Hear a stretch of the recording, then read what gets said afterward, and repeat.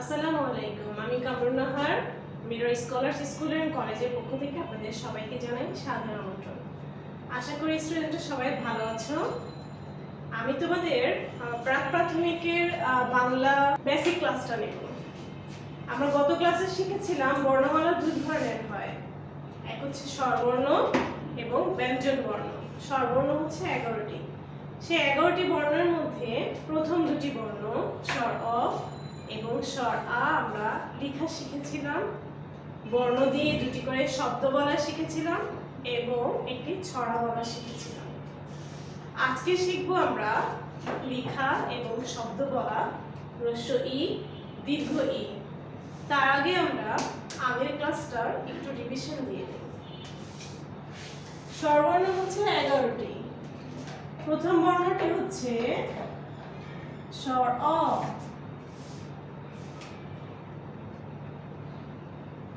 স্বর আ, হ্রস্ব ই, দীর্ঘ ই, হ্রস্ব উ, দীর্ঘ উ,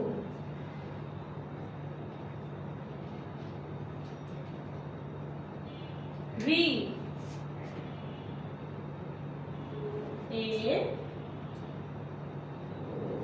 ওই,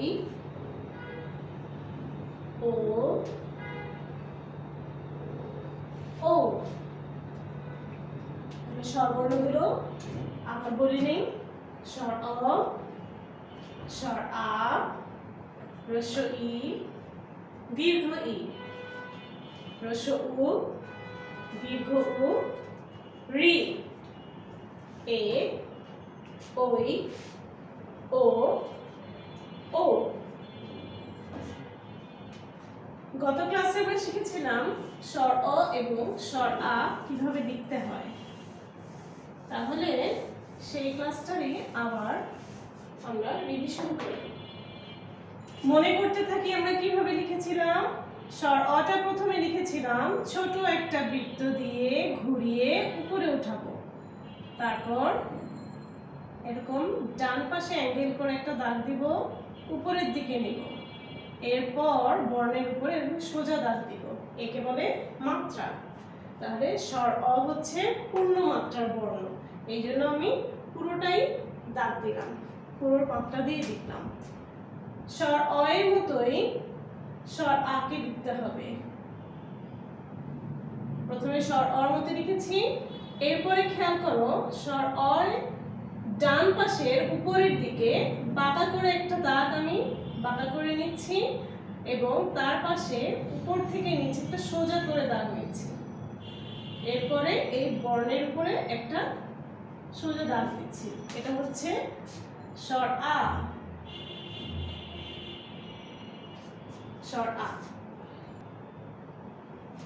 স্বর অ এবং স্বর আ এই দুটি বর্ণ পাশাপাশি তোমরা ভালো করে লক্ষ্য করো। স্বর অটা আমি যতটুকু মাত্রা দিয়ে লিখেছি ঠিক ততটুকু মাত্রা দিয়েই স্বর আটাও লিখেছি। এতটুকু যদি আমি খেয়াল করি তাহলে এতটুকু হচ্ছে আমার স্বর অ। তাহলে স্বর অ এর মতো সেম জিনিসটাই রাখলাম এবং ঠিক স্বর অ এর মতো মাত্রাটা রাখলাম।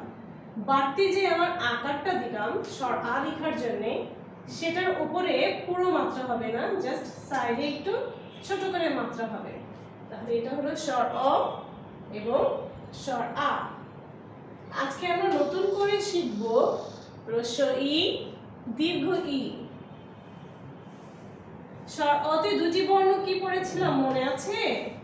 স্বর অতে পড়েছিলাম অলি, অজগর। স্বর আতে পড়েছিলাম আম, আতা। আম এবং আতা যখন শিখেছি তখন দেখো আমার দুটি ফলের নামও শেখা হয়ে গেল, তাই না? ঠিক আছে, এবার আমরা হ্রস্ব ই কিভাবে লিখতে হয় দেখো। হ্রস্ব ই লিখব স্বর অ এর মতো ছোট করে গোল দিয়ে উপরে আনলাম, এনে নিচ থেকে এইভাবে দিলাম এবং মাত্রা দিয়ে উপরে যে আমি বাঁকা অংশটুকু দিচ্ছি একে বলে উড়ানি। তাহলে রস্য ইটা কিভাবে লিখলাম? ছোট করে গোল দিয়ে অয়ের মতো উপরে একটু উঠিয়ে তারপর নিচে নামালাম, তারপর উপরে এরকম বাঁকা করে এটাকে দিলাম, এটা হচ্ছে উড়ানি। তাহলে এটা হচ্ছে আমার রস্য ই। দীর্ঘ ই লিখতে প্রথমে আমি রস্য ই এর মতো অল্প একটুতে যাব, গিয়ে রস্য ই এর যে মাঝখানের অংশটুকু সেটা মাঝামাঝিতে আমি উপরে একটা দাগ দিব, তারপর নিচে একটা দাগ দিব। এরপরে মাত্রা দিয়ে দীর্ঘ ই এর যে এই মাথাটা এর উপর থেকে আমি উড়ানিটা উঠাবো। তাহলে কি হলো? রস্য ই দীর্ঘ ই। তাহলে আমরা দেখেছি কিভাবে লিখতে হয় রস্য ই দীর্ঘ ই। এবার আমরা রস্য ই এবং দীর্ঘ ই দিয়ে দুটো শব্দ শিখব। রস্য ই দিয়ে হচ্ছে ইলিশ, আমাদের জাতীয় মাছ, তাই না? আর হচ্ছে ইট। ইট দিয়ে কি করে বলো তো? এই যে আমাদের ঘরবাড়ি, স্কুল, বিল্ডিং গুলো আছে, এগুলো দেয়াল বানায়, তাই না? হ্যাঁ, ইট দিয়ে তাহলে দেয়াল বানানো হয়। তাহলে রস্য ইতে দুটি শব্দ হচ্ছে ইট, ইট, ইলিশ। ইট, ইলিশ। এরপরে শিখবো দীর্ঘ ই। দীর্ঘ ই দিয়ে দুটি শব্দ হচ্ছে, একটা হচ্ছে ঈদ। ঈদ। ঈদ কি? আমাদের মুসলমানদের প্রধান ধর্মীয় উৎসব, তাই না? দেখো এখানে দুজন বন্ধু কোলাকুলি করছে, আমরা তো ঈদে তাই করি, তাই না? হ্যাঁ, তাহলে দীর্ঘ ঈদ হলো ঈদ। আর হচ্ছে ঈগল। ঈগল হচ্ছে একটা পাখির নাম। ঈদ, ঈগল। ঈদ, ঈগল। তাহলে আজকে আমরা কি শিখলাম? দুটি বর্ণ শিখেছি লেখা, রস্য ই, দীর্ঘ ই, এবং এই বর্ণগুলো দিয়ে দুটি শব্দ বলা শিখেছি। একটা হচ্ছে রস্য ই দিয়ে ইট, ইট, ইলিশ। রস্য ই দিয়ে দুটি শব্দ ইট, ইলিশ। এরপরে দীর্ঘ ইতে বলবো আমরা ঈগল, ঈদ, ঈদ, ঈগল। ঠিক আছে?